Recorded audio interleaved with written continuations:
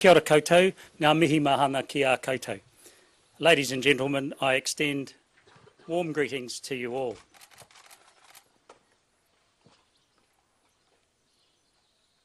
It's a great pleasure for Janine and me to welcome you to this special investiture ceremony.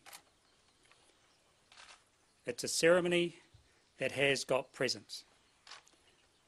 It's a ceremony that we are pleased to be conducting in the Hawke's Bay for Sir Paul Holmes.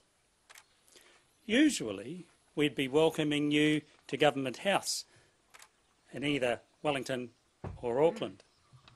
Today, under special arrangements, the ceremony is here, and for that we thank Sir Paul and Lady Deborah Holmes for sharing their home and for letting us have this ceremony here today. Can I just acknowledge the Right Honourable John Key, Prime Minister of New Zealand, and also the Leader of the Opposition, Mr David Shearer, tēnā kōrua. Ladies and gentlemen, I have the authority and the privilege of conducting an investiture ceremony for Her Majesty the Queen of New Zealand, and to confer the honour of a Knight Companion of the New Zealand Order of Merit on Paul Scott Holmes.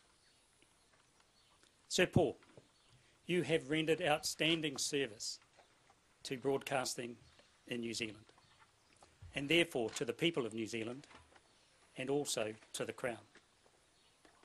Accordingly, it is appropriate that your commitment and your service is acknowledged in this way today. Ladies and gentlemen, when Sir Paul has been conferred with his honour, I invite you to join with me in acknowledging, thanking and congratulating Sir Paul on his outstanding service to our country. Mr Nils Home, the Official Secretary at Government House, will now summons Sir Paul and read the citation for this ceremony. Nils.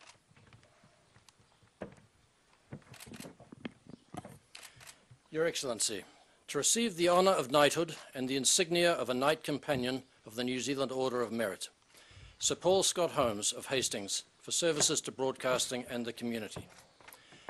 Sir Paul is one of New Zealand's preeminent broadcasters and is among the most recognisable faces and voices in New Zealand television and radio. He began his career on radio in Christchurch in 1972 on 3ZM, before heading overseas to work in radio in Australia and Europe for 8 years. He returned to New Zealand in 1985, doing morning talkback at Wellington's 2ZB. 2 years later, in 1987, he took over as breakfast host of 1ZB in Auckland, fronting a controversial change in format from community radio to news and talkback. Ratings initially tumbled, but within 2 years the show gradually rose to be #1, establishing Sir Paul as an innovative broadcaster in this style of programme. In 1989, Sir Paul became part of the younger New Look revamp of Television New Zealand's primetime news. A gifted interviewer, his nightly programme, simply entitled Holmes, analysed news items in depth and became a New Zealand television fixture. For the next 15 years, he worked in the morning at News Talk ZB, then on a series of current affairs television programmes in the evening, including a brief period with Prime Television. In 2009, he returned to TVNZ, hosting Q&A, a current affairs talk and comment programme, and reduced his commitment to talkback radio to a weekly show.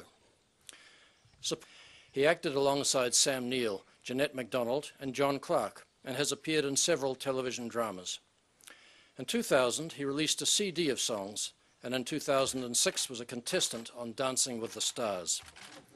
He is a columnist for the New Zealand Herald and an accomplished author, publishing his autobiography in 1999, and in 2011 his best-selling book on the 1979 Air New Zealand crash in Antarctica, Daughters of Erebus.